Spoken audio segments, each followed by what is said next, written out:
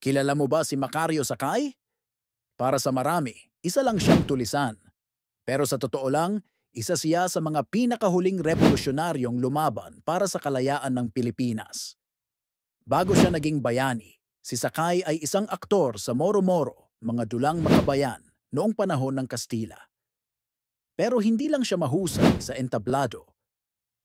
Noong 1874, sumali siya sa katipunan sa ilalim ni Andres Bonifacio.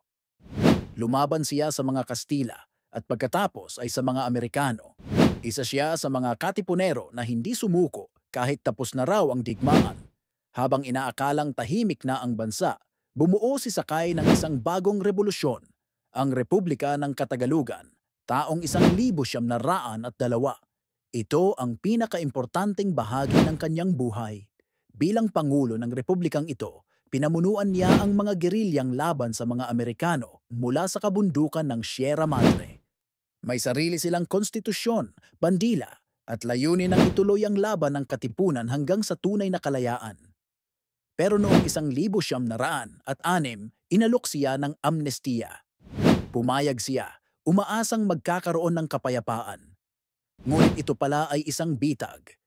Pagkababa niya ng bundok, siya'y dinakip, ikinulong, at sinampahan ng kasong brigandage, ang batas ng Amerikano para tawaging kriminal ang mga revolusyonaryo.